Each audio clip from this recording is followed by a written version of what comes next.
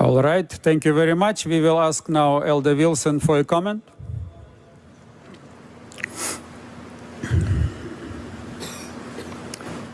My dear delegates and friends on site and online, in reference to the issue that has been brought up by a delegate regarding vaccine,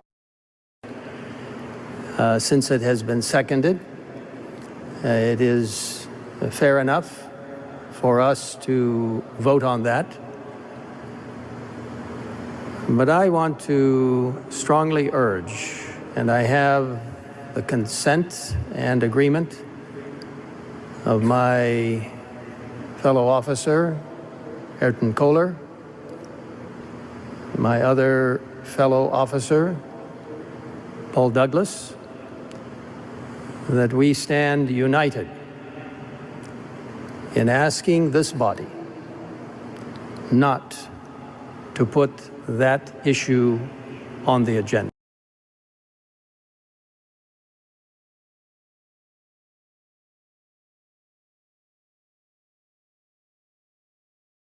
And so I guess I want to share with your audience that the day has come for you to take action, to go from a place of potential non-response to a place of action.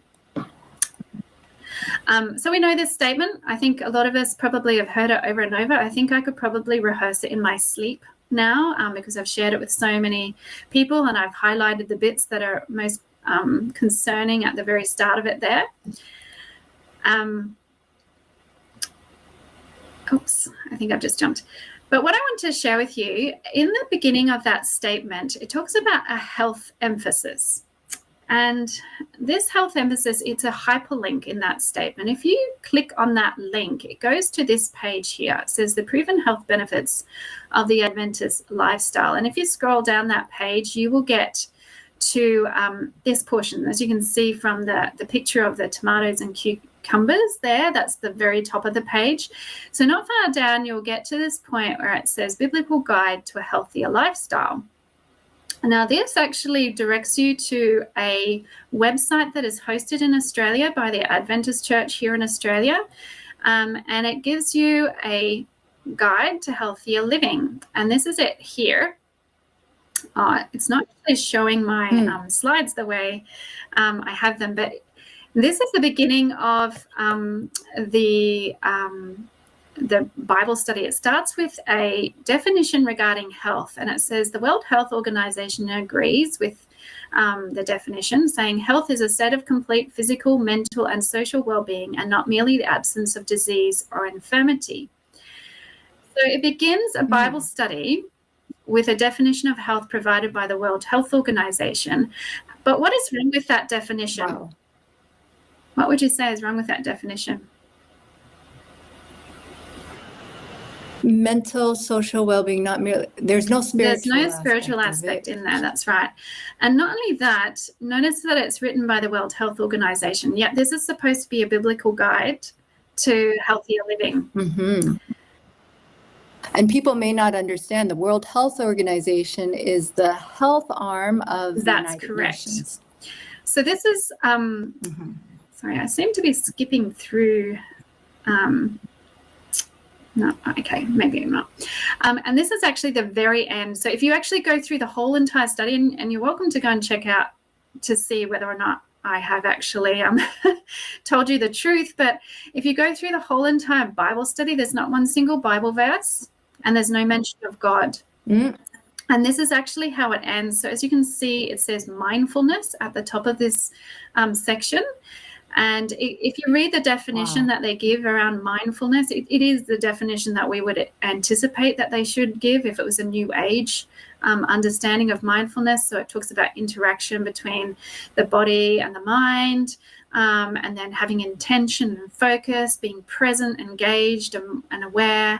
And this is being very powerful. So this is the biblical guide.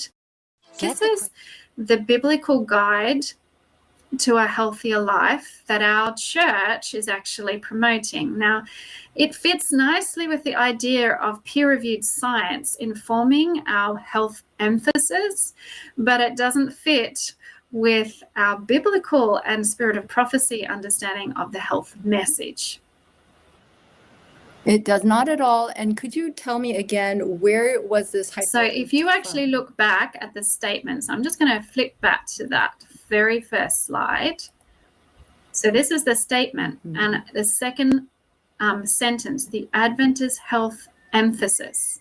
If you click on that, that's actually a hyperlink, and that hyperlink goes to this page, and on the just slightly down from the top, it says Biblical Guide to a Healthier Lifestyle, and if you sign up for it, you go to that study. And if you go to That's incredible. That it is is. so It's incredible. very disturbing. I actually went on and did another one of their studies because I thought, oh, maybe it gets better from there, but it didn't. And so I sent them a message and I said, because obviously they didn't know I was Adventist, and I said, oh, I actually know all of the things to do from a health perspective. I just don't know how to implement them. I don't seem to have the strength within me. And they were not able to give me a biblical answer. They ended up just saying you must have an addiction.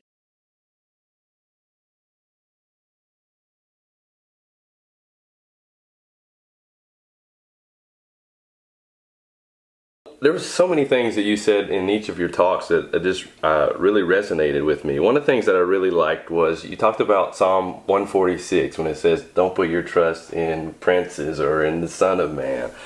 Can you elaborate a little bit more for those who didn't get to hear that? Well, do you know what I find very interesting is that I speak to all manner of people.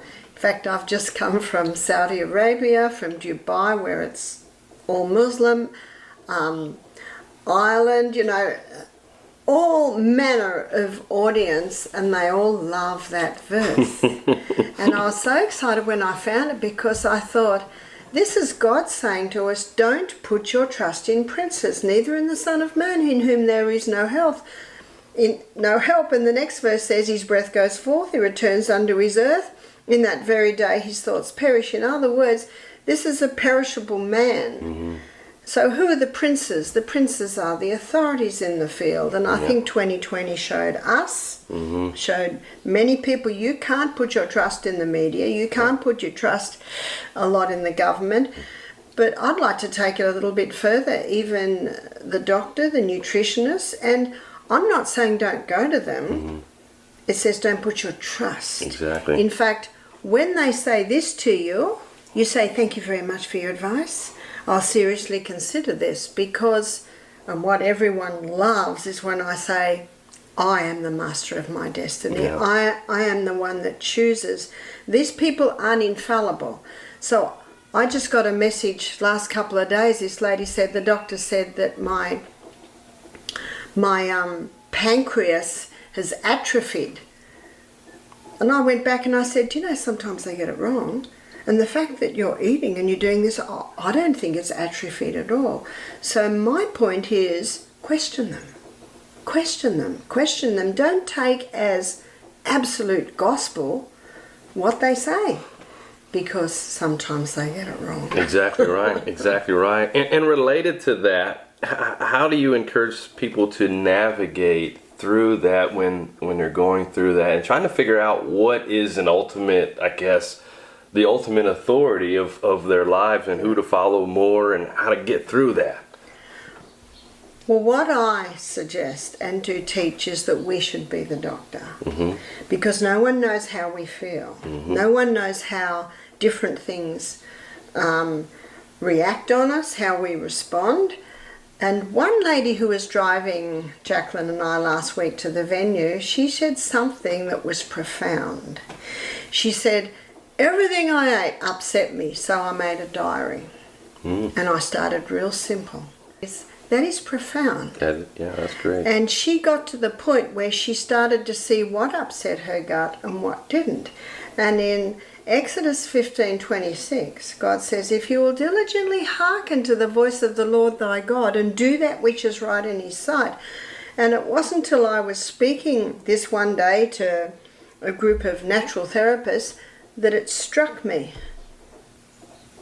Listen to the voice of the Lord your God in your body. In your body, because God made the body, and this is the voice, and the voice says, please don't do that again. Yeah. And the voice says, please, I like that. Yeah.